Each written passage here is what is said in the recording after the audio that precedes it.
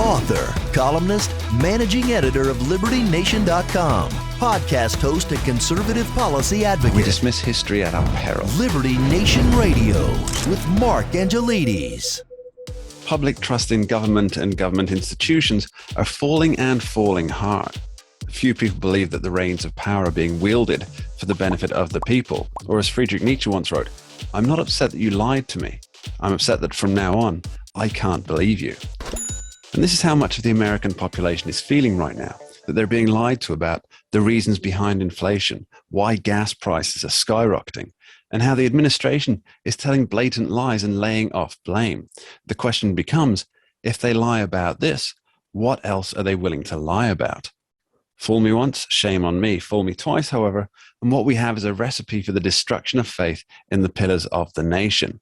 And faith, trust actually, is a currency that's all too easy to spend, but very difficult to make.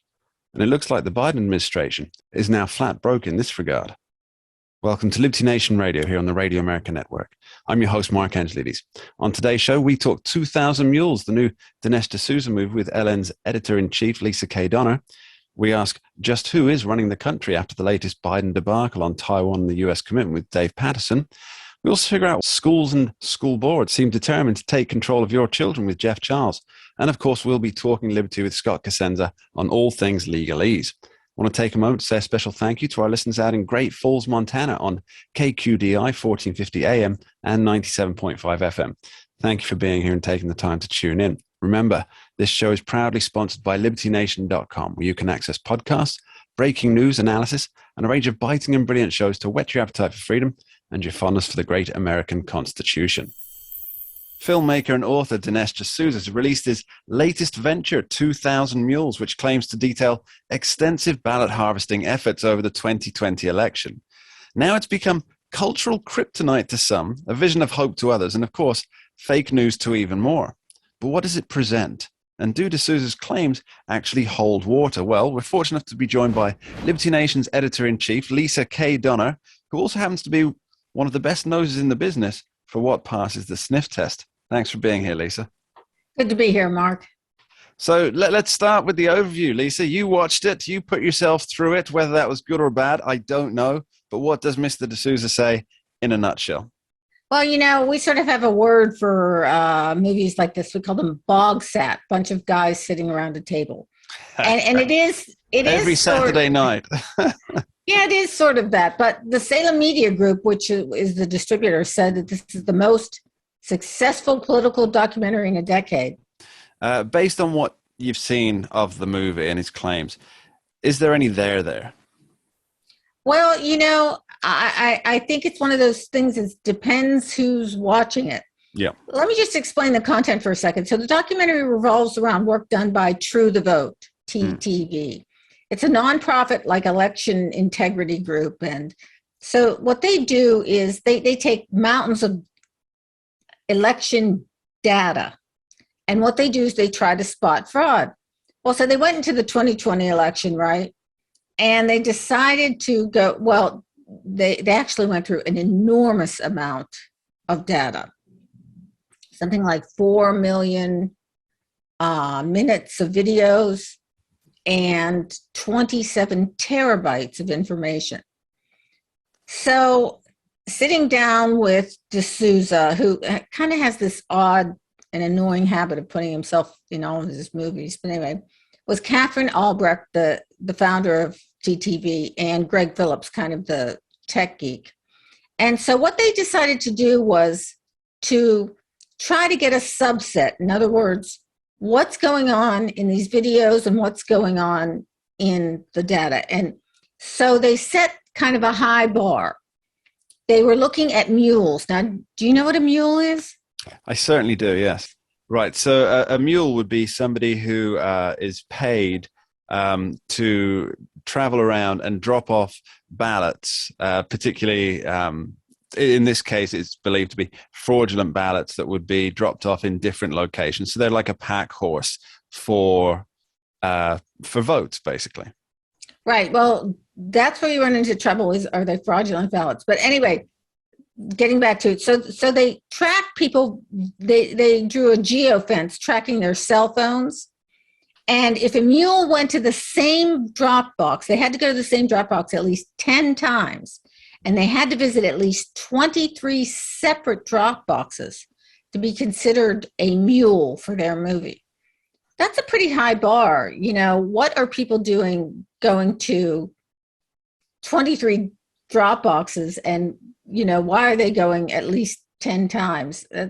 Anyway, their subset pulled up 2,000 mules, though you can imagine if you lowered that bar a little, there would be a lot more people.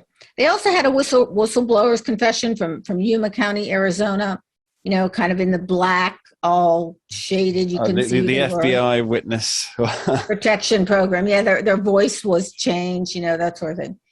And so, the videos were the most compelling part of the movie. The videos showed like one lady who was walking up with, and she stuffed in the Dropbox a bunch of ballots, and then she took off these turned around, took off these blue latex gloves and shoved them in the trash can, which looks a little squirrely. There was another guy who was taking a picture, not a selfie, but a picture of the Dropbox itself, almost as if to say, see, I was here, now you can pay me. So I'd say the videos were the strongest part of the movie. It's interesting that D'Souza, since the release of the movie, he spent so much time online debunking those who claim to debunk him and fact-checking those who are claiming to fact-check him. Now, he certainly seems convinced of his position here. Yeah, for sure. But I was interested in this movie, I guess, because there were so many conservatives who came out with not exactly a ringing endorsement, and I wanted to figure out why. So I think for the skeptic, you have a bunch of questions. First, ballot harvesting is legal in about half the states. I think it's like 27 states in the U.S. Second, you can't really question the legitimacy of the ballots, because once the envelope has been removed from the ballot, and of course they're not putting it in the envelopes in the ballot box, you don't know where it's from. It's just a ballot. Doesn't have anybody's name on it. And third, you can't really ascertain which candidate was chosen on these ballots. But on the other side, logic dictates. They went into the states that made the most difference. Wisconsin, Michigan, Arizona, Pennsylvania, and Georgia. Pennsylvania. And they went into the heavy urban areas, the democratically controlled areas. So, logic dictates that if the ballot boxes were visited 10 times and in these democratically controlled urban areas, they're probably not voting for Trump. Yeah, it doesn't seem likely, does it? Now, let's talk a little bit about why this movie, and in fact talk of election troubles, is so getting red flagged. I mean, it seems that nobody wants to touch it, and whether D'Souza is right or wrong in the end, it seems to me that it's almost a social stigma in discussing the possibility of any election fraud. And I mean, we know that a certain amount of election fraud does happen, whether that's, as is pointed out so often, whether that was enough to sway anything. But in every election around the world, there is an element of it. And the idea that we can't, as a society, discuss this anymore without getting red flagged or shut down or accused of something or another, that can't be good for things, can it? No, I think they'd do better if they just, all these tech platforms would just let the American people air it out. Other than that, it's like a wound. It festers, it just gets worse with time. Yeah, I think probably the biggest wound there is people losing trust in the electoral system, which by and large, the electoral system has worked well for decades in every country pretty much. And yet now people are distrusting it more than ever, because I think that there's so little willingness for people to engage in discussion about it. Well, for decades, American elections have been the gold standard. I mean, we're the ones that send people to other countries to teach them how to vote properly. But, still, we've had our issues. The Kennedy-Nixon election was, has been rumored about for years, whether that was kind of a fair deal. One of Lyndon Johnson's races in Texas was known to have some irregularities against him one time and then for him another time. So election irregularities aren't entirely unusual, but perhaps it was the scale in the 2020 election that has some people concerned. So, Lisa, has anything happened from the release of 2,000 Mules? Well, this is interesting. The one whistleblower that was on there was from Yuma County, Arizona. Now, the Sheriff's Department denies it has any connection with the movie, but the timing is just too awkward. The movie came out on May 3rd, and on May 20th, law enforcement raided not-for-profit organizations connected with ballot trafficking in Yuma County. And so that can't be just a coincidence. Curiouser and curiouser. Lisa K. Donner, thank you ever so much for being here. Thank you, Mark. Coming up later in the show, we're talking liberty with Scott Cosenza to discuss your rights and your freedoms. But up next, after this short break, we'll be kicking back with Dave Patterson to examine President Biden's latest blunder over strategic ambiguity in Taiwan. We dismiss history at our peril. Liberty Nation Radio with Mark Angelides. Strategic ambiguity, or just plain old ambiguity, courtesy of the president who can't keep his administration on the same page. What damage has Joe Biden done to American interests with his latest outburst? Well, to help us fathom that particular question, we're joined by expert on all things defense, Mr. Dave Patterson. Welcome back, Dave. Thank you, Mark. Great to be with you. So President Biden made a clear declaration that if China goes after Taiwan, the U.S. is ready to step in. What's wrong with this statement? Well, it's in 100 words or less. Yes. Well, where do I begin? Simply, it's a statement that gives the impression that we've changed our China policy from one China to a two China policy, in where we will indeed come to Taiwan's aid should that be necessary. Why is this such an important measure for China? I mean, isn't the fact that Joe Biden's saying one thing and his administration is saying another, because they were quick to once again clarify the president's remarks, isn't this setting up either red flags or go pistols for the Chinese government? Well, the Chinese government has to be a bit confused, because every time, and this is about the fourth time that President Biden has said this, that pretty soon they're going to start to believe that he actually means it. And but as soon as he says something like that, his staff, faster than you can say, he said what, gets out a clarification. And that's got to be confusing. But interestingly enough, Newt Gingrich came out, the former Speaker of the House, and said, his instincts are right. And we should be very upfront and clear to the Chinese that we would defend Taiwan should they decide to attack it. All right. Now, as you point out, this certainly isn't the first time that Joe Biden has been, let's call it, out of step with his administration.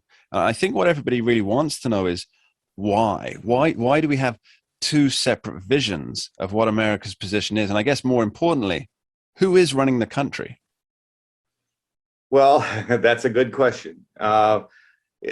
I think that... But should it be a good question, Dave? Shouldn't the answer be quite simply the president?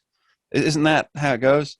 Well, in most administrations, you would say that. I mean, in most administrations, you have a common voice on matters critical to geopolitics. And in this case, it's not.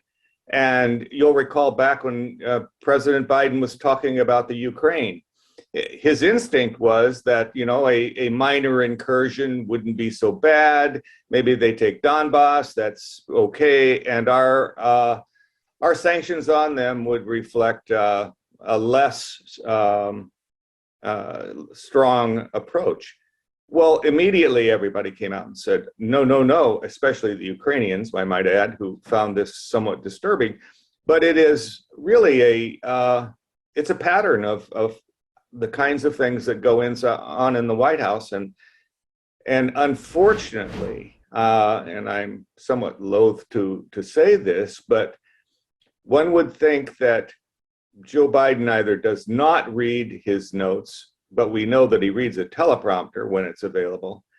And he's not keeping track of what the staff is saying to him. Or he doesn't care and he's going to go his own way. Either of those two circumstances is troubling for the rest of the world.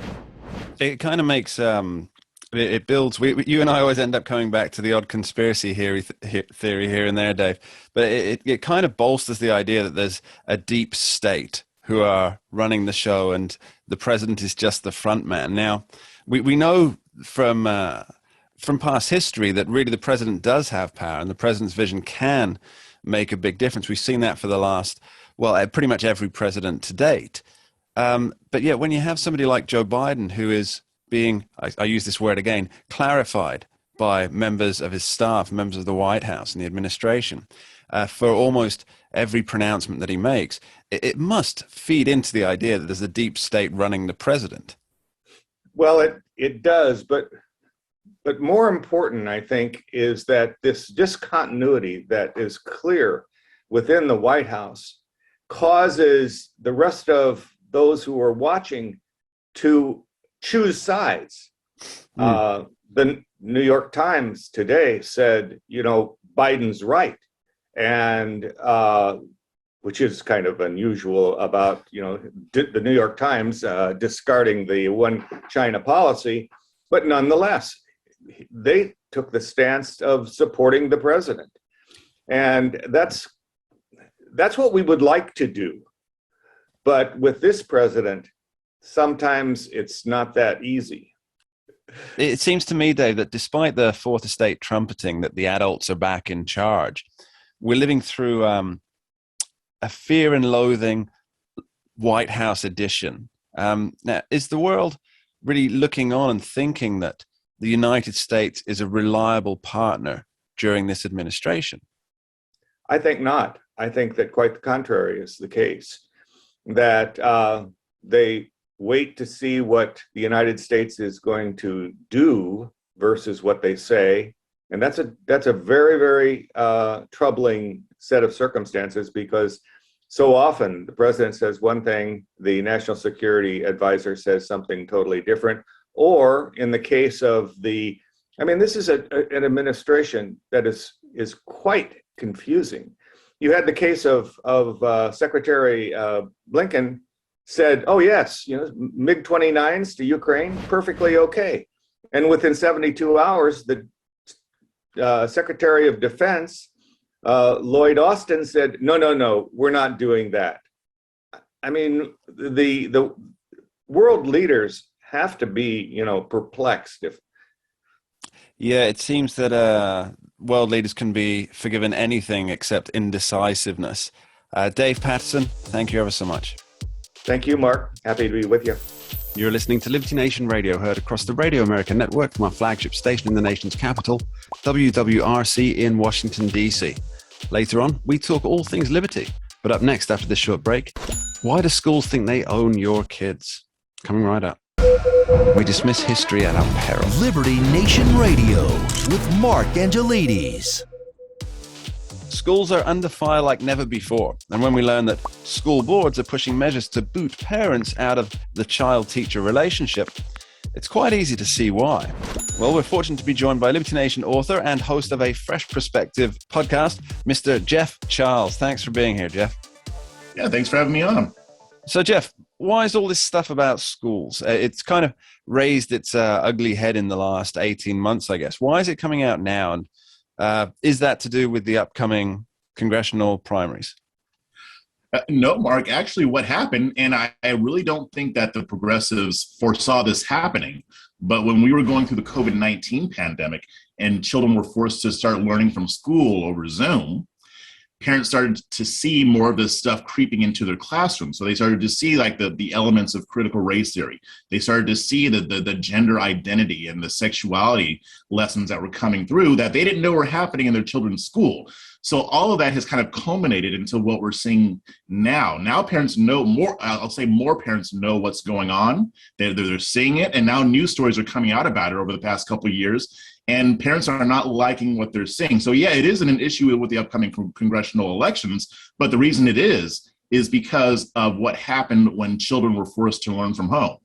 It's worrying, isn't it, that shining a light on something that has taken place across every country in the world for such a long time, education by the state.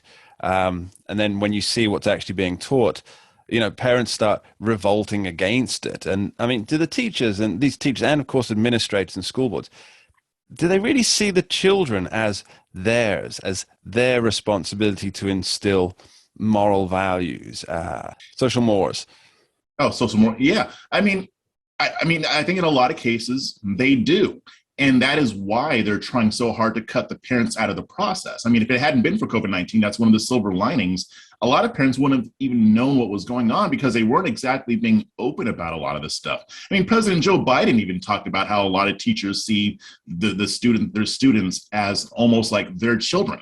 And there is a strain of thought on the far left that children don't belong to their parents, they belong to the state. You saw how Terry McAuliffe let that slip, and others have done the same since. Joy Reid, same thing. They believe that parents shouldn't have much of a say. Hillary Clinton, it takes a village. It takes a village, yeah. And it's funny because the way she uses that quote is not the way it was really intended.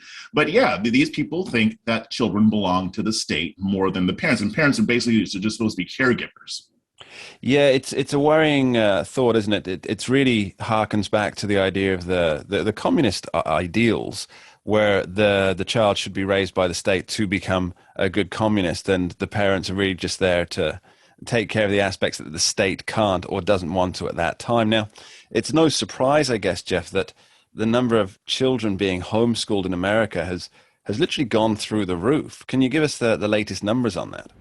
Yeah. So according to the U.S. Census Bureau, the number of parents that have decided to homeschool, it rose from 5.4% before the pandemic to 11.1% after the spread of COVID and the subsequent lockdown orders. So that's almost double. Among Black parents, it went from 3.3% of Black families before the pandemic, and it rose to 16.1% by the fall of 2020. So these are some crazy numbers, and I can see why that's a revolution, Jeff. That is a revolution. It really is nothing less than an educational revolution, Mark. I mean, and this doesn't even account for the number of children going to private schools now, charter schools. Those numbers have also gone up. So the public school system is very worried. As you can imagine, the teachers' unions aren't very happy. There's a reason why Biden is attacking charter schools right now. Yeah, it's then naturally there's obviously been a pushback, a significant pushback, I might add, to these parents that are choosing to homeschool, including, and you wrote a great article about this on libertynation.com, that homeschooling is racist. Tell me more. Yeah, so they wrote this article, and I've been seeing them talk about this on the interwebs and on social media about how homeschooling supposedly has some racist roots. But here, Mark, we've seen this over and over again. Whenever the progressives want to promote an agenda or advance an idea or to attack an idea, they always use Black people. They use people who look like me to promote that. So of course they're going to call it racist because they want to turn people off from it. And there was some truth to what they were saying, because some people did decide to homeschool because they didn't want their white kids being around Black children. But that's not necessarily the overall genesis of the movement, and nobody's homeschooling because they're racist nowadays. I mean, one of the reasons that Black parents have cited for pulling their kids out of public schools is the racism that their kids went through at these public schools. So the assertion is absurd on its face, but again, they have to find a way to push back against this because they've become desperate now. All right, Jeff, what's the end game here? Why are schools pushing so heavily for critical race theory, or to have critical race theory injected through various aspects of the curriculum, not being obviously taught critical race theory itself? Why are they doing this? And why do they want to keep the parents away from this, in your opinion? Yeah, my thinking, Mark, is that they want to create a new generation of activists. The progressive faction of the Democratic Party right now, it's very loud and it has some influence, but they don't have enough members to really make a difference. If you notice, whenever there's a bill and stuff gets cut out of it, it's always the far left progressive stuff that gets cut out, like the Build Back Better and the others. I think what they're trying to do is to to secure political power for themselves in the future. The reason they cut the parents out is, one, because that's part of their philosophy. They think the state owns the kids, and because they know that most parents are going to push back against this stuff like they're doing now. That this is what they were always afraid of happening. So by indoctrinating these children, they're hoping to possibly get more political power, because now they have people who become adults who are indoctrinated as youth who will vote for this stuff, vote for these people, and maybe even serve in office pushing this agenda. So I think this is part of the long game that the progressive left is playing. And with that, Jeff Charles, thank you ever so much. Thanks for having me. After this short break, we'll be back with Scott Cosenza talking liberty on your rights and your freedoms. Don't touch that dial. We dismiss history at our peril. Liberty Nation Radio with Mark Angelides. In the wake of the Texas school shooting, the usual calls for gun control are up and running. But would they actually do anything other than disarm law-abiding citizens? Well, that's the question that we're going to delve deep into now with the help of Liberty Nation's legal affairs editor and host of the most excellent Uprising podcast, Mr. Scott D. Cosenza. Let's add an esquire to that. Welcome back, Scott. Cheers, Mark. Thank you so much. So, Scott, obviously this was a tragic event, made more so, I think, by the age of the children who were murdered. But it seems that for politicians, that as soon as the tears dry, the first instinct is to demand some kind of gun control. Why the knee-jerk reaction? Well, because they're impotent in the face of this violence, and that is the enemy of their political power. And so the call to action is to be seen to be doing something. You know, we have this reaction on the that crops up every time with the sort of gun grabber crowd, where they say, like, you know, to hell with your thoughts and prayers. But really, in the immediate aftermath, especially, that is basically all that's appropriate. President Biden went out and spoke about the Texas massacre, and we don't even have the facts yet in terms of like what guns the person used to murder the children, for instance, and the adults who were also murdered. But we don't know whether it was a handgun yet, or a rifle, or a quote unquote assault rifle, as they would like, to be banned as a result of it. That's the reason why for the calls, I think. Let's jump into that, what you said about assault weapons, assault rifles. Yeah. Now, Scott, I believe the first call to action after this event was an assault weapons ban. I do want to get into the weeds on this, because it seems that both who is defining what an assault weapon is? Because I figure if you ask 100 people, you'd get at least 4 or 5 different answers. And B, if it's the same as what was brought in before, didn't that prove to not actually work, despite what President Biden said after the events? Well, let's take question A. For people who are not in the gun world and in the gun culture, it can be a little bit challenging to learn different vocabulary for gun parts and things. But I would encourage them to think of it, if we use a car analogy, Mark, we could say, like, let's say there was a problem with speeding, killing people, and they wanted to ban sports cars, and they just instituted a sports car ban. Well, you can imagine what would constitute a sports car. For some people, 2 seats and a blonde. Rear wheel drive and a manual transmission. That's what I would vote, with high horsepower and lightweight. But at what weight would the car be overweight for a sports car, for instance? Or if it was all-wheel drive, could you have the same car then? And if they made the ban in rear-wheel drive, could they then add all-wheel drive and then avoid the ban for sports cars? Or maybe there would be not just the regular engine part, but a turbocharger might be the thing. And these are how these things are applied to the gun world, which is that there is no commonly accepted term about an assault weapon or an assault rifle. This was a terminology that was devised by gun control proponents. They wished to have a cause to ban certain guns. They basically thought that if we trace the lineage, Mark, it actually goes from a group called Handgun Control Incorporated, which was the dominant anti-gun group, and later James Brady, who was Ronald Reagan's was he the Treasury Secretary? Anyway, who was shot in an assassination attempt against Ronald Reagan. And, he basically became, horribly damaged for the rest of his life because of the injuries he sustained while being shot. And he joined Handgun Control Incorporated, became, a big guy in that, and his wife Sarah Brady became, the head of it. I think, at least in titular fashion, if not in the actual directing of the policy. But that's a long way around to say that morphed from the handgun control to their perception that the quote unquote assault weapons or rifles would be a better sell politically. They could get more traction under that. It was always a bit bizarre, though, Mark, because the number of people that are murdered by rifles writ large is exceedingly small for firearms death. And then for assault weapons or guns that will grant the gun grabber's definition of what an assault weapon would even be smaller than that.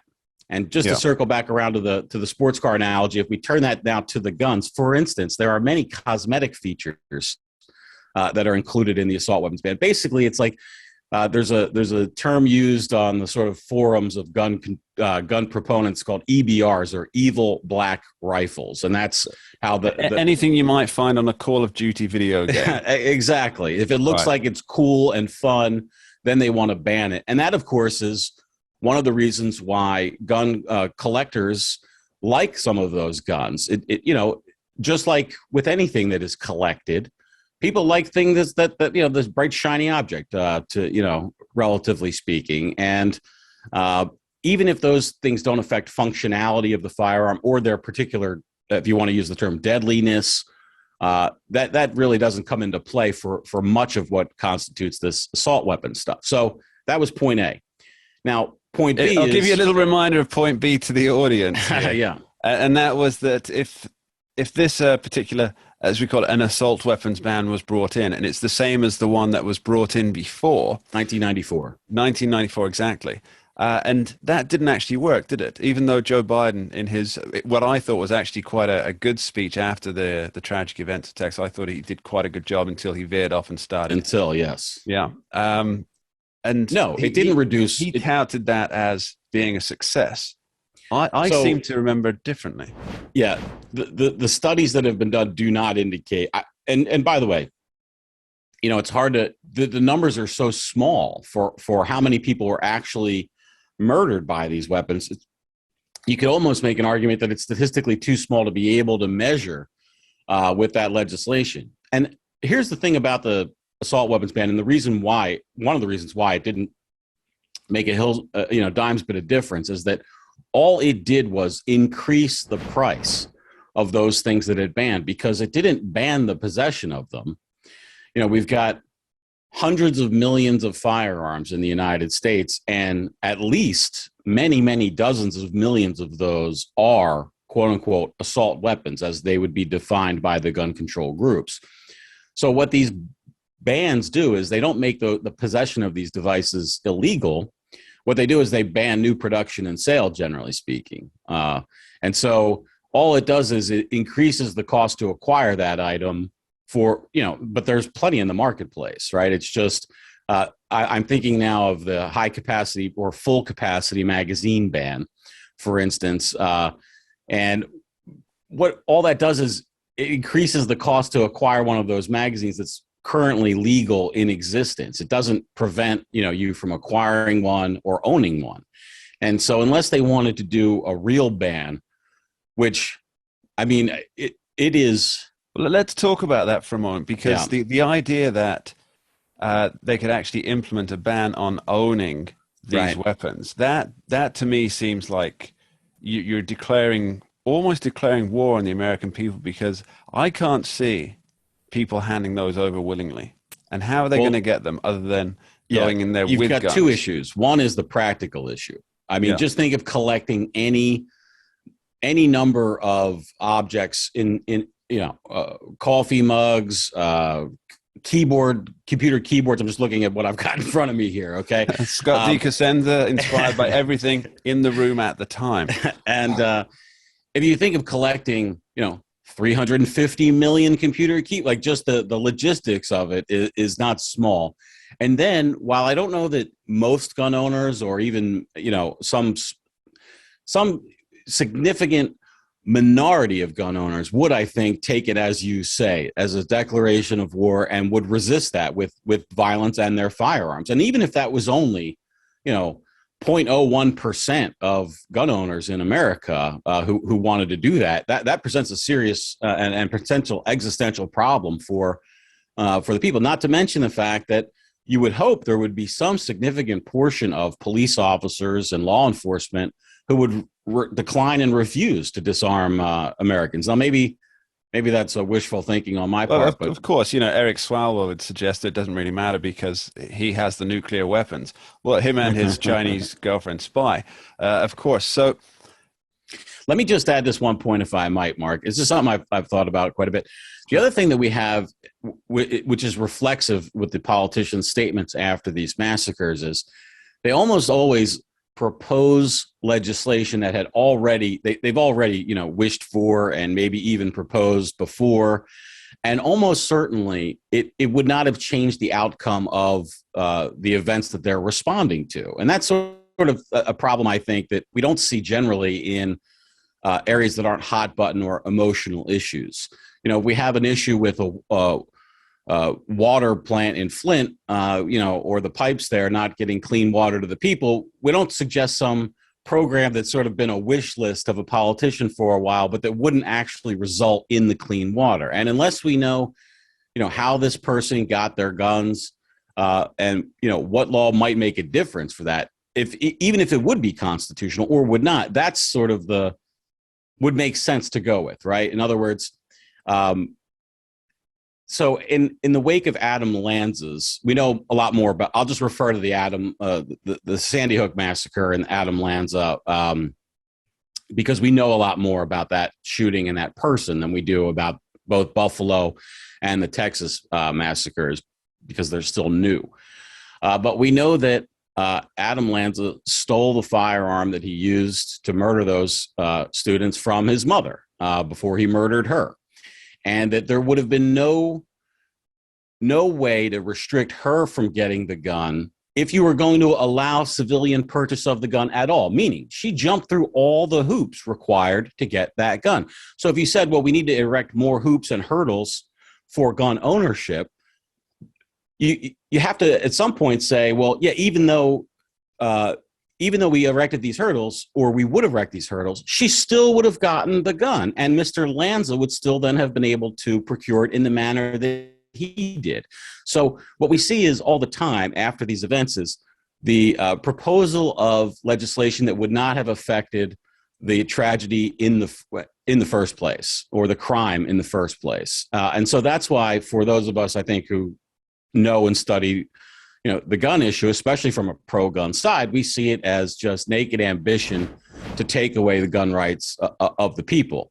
If you're saying, hey, we have this horrible event, and as a result, we need to get through this legislation, but the legislation wouldn't have prevented the horrible event in the first place, well, then it seems more like political games playing rather than some genuine attempt to reduce the likelihood of such an event in the future.